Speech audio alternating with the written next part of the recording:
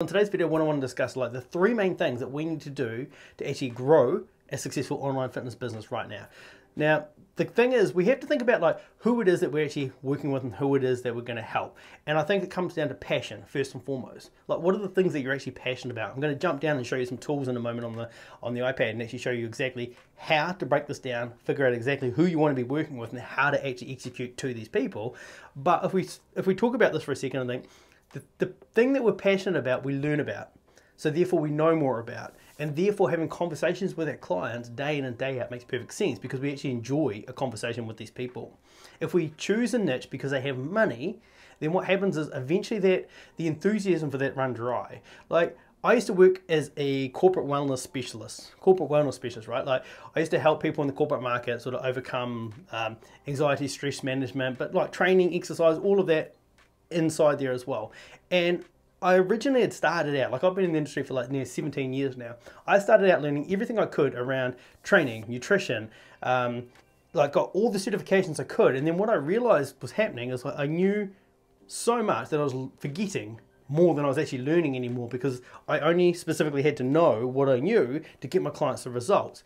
And I've been quite guilty of this as a business coach now, helping trainers to say, you already know enough. You already do, and that is true. But what I've found in recent years is coaches and trainers are coming into the online market and they are starting to learn a lot about around marketing and sales and all the things that we teach them, but they have also now started to lose the art of actually getting clients results. And there's three things that we have to consider when we're growing our online business. We need a client who needs our help.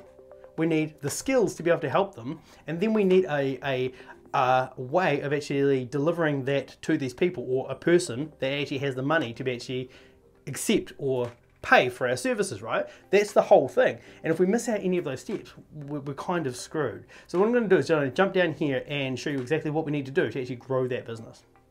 So inside here, there's a couple of things that looks like are crucially important, and people don't get all three of these right. They usually get two. And it's crazy. So the first thing is, like, and you may have heard this, you may have not, depending on where you are in your business. But the first thing is you need a person with a problem, right? So a problem can be, let's just say that, technical difficulties. Let's just say that this here is a person with a sweet hat. And this person has a problem. Now let's just say that, let's put a face on them. Let's just say that this person has a problem, and their problem is they're sharing information with you like, I've done Weight Watchers in the past, I've done Zumba, and I've lost shitloads of weight, but I always managed to put it back on. Their problem at the moment now isn't weight loss, right? They already actually know how to lose the weight, but they're having trouble maintaining the weight once they've lost it, or sticking to their habits that they've created. So they're always just reverting back to their old self. So that's what the problem is. So let's just say we've identified that. And it's not necessarily the weight loss. Yes, we can help with that, but yes, they already know how to do that, and they can probably just sign up with anybody to do that. But for us to be different, what we need to do is figure out like, okay, so what can we do to help this person lose the weight, but also sustain that long term? Because that's truly what they want. That's where their happiness will lie. So if we can say, okay, well, we can do that, then cool, we can help with that. So there's two boxes. We know what the problem is, not weight loss. It's more of a long-term thing. We have the solution, as in the skills and the tools. And again, if you don't have the skills and the tools, then this would be a cross, right? We don't actually have the ability to help this person. Therefore, we don't have all three, but that's okay. So let's just say we've found a person, we've found the problem, and we're the person to do it. This is the one that's a missing link for most people. They have to have either the money or willing to pay the money to actually get the result. Too often I see this is the missing link, where people go, they've found a niche that they like helping. Let's just say cricketers again, I'll just use that as an example. Let's just say that I was passionate about cricket, which I'm not even a little bit. So I found this passion, and I can't help with cricket, say, because I don't even know how to play the game. But let's just say that I could help with strength and conditioning, say. Okay, so okay, cool. Yes, I can help with the problem, the weak. Let's just make that up. The weak, so I'm helping with that there. And then the pro cricketers have the money and are willing to put in the money to do it. So that would be a yes. However, if I go to 12-year-old cricketers, do they have the money? Potentially not. Therefore, this process is broken. So that's one important thing that we've got to consider. So if you're thinking about like all your marketing, all your sales, everything is going to be screwed if you can't get all three of these aligned. You're going to sit down with somebody, they're going to tell you your problem, you don't have the ability to help, therefore your sales process is broken. You're going to put marketing material out there talking about how you've been through this problem and you can solve this problem, and no one's listening because no one's got the same problem.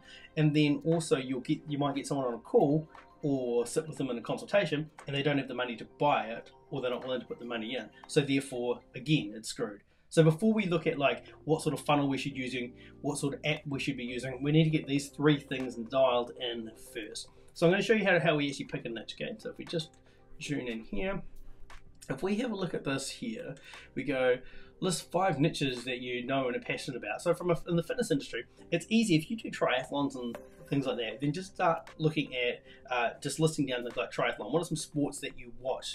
CrossFit. What are some activities that you do? Mountain biking. Just start listing all the things inside that, because it's not, your niche doesn't have to be mountain biking, but it can be something to do with it. Or it doesn't have to be triathlon, but it can be something to do with it. Like I help triathletes get every single start line. So for example, like we're not just helping triathletes to swim better, say for example, we may not do nothing to do with that, but what we might do is the strength and condition component to making sure that for every single event that they get there, because we've identified that, say, making these numbers up, but let's just say 25% of athletes get to the start line injured. So what we're going to do is make sure that our athletes do not get there injured. Then we can go through like the list of skills that you currently have. Now, identifying this, if I was to go back to the statement of cricket and say I'm passionate about cricket, but I don't actually know how to play cricket, there's a skill set problem. And this doesn't mean I can't help cricketers, but it does mean I probably have to go back and take a step back and actually learn the fundamentals of the game. Because I think that's still real important and still missing. If I am teaching cricket or if I'm teaching triathlon, I still have to understand the fundamentals, or there's still a flaw in the system. Then we have a look at the problems and fears. So like I said before, with the problem, it's real important to go, if the problem is weight loss, we have to make sure that the problem is just, I don't know how to lose weight. The problem potentially could be, I do know how to lose weight. However, every time I lose weight, I yo-yo back. So we have to dig deeper and go, okay, well, what is the problem with that? Why does that keep happening? And identifying that so we can actually solve this problem once and for all. And that's kind of how it's going to make us be a better coach moving forward. And then we have a look at this here. What are the most important factors, problems, and desires? So with these problems, the factors, problems, and desires are what we just discussed. Like, if they want to get in shape once, most people can do that. But if you want to get in shape and be able to sustain that long term, all of us know that that's a lot harder than just losing weight, right? It's not as simple as just like, I'm going to lose weight, and from there, just be happy to go back, because no one ever is. So we have to identify what these pain points, problems and stuff are as well. So if you want a copy of this worksheet, just let me know. We can sort of like, and I'll send those through to you as well. But I think the main point and the key to this is like, for us to be able to grow a successful online business, we have to have the 3 things that we talked about earlier. We have to know who we're helping, what the pain points are, do they have the money, right? If we've got those 3 things established, then we've got a chance. Then from there, it's consistency. Are we able to reach out to this type of person? Do we have a way to actually reach out to them? If we don't, then that's where our next bottleneck is. If we're reaching out to these people, but we're not converting, then we have to go, is our offer not tight enough for these people? Then that's our next bottleneck. But identifying the bottleneck will be crucial to actually growing this. So hopefully that was helpful. If you like this video and you want more information like this on actually how to grow your online business, subscribe down here, and we put out videos like this every single week that's helping you actually grow your business, be successful, and stay in the industry long term.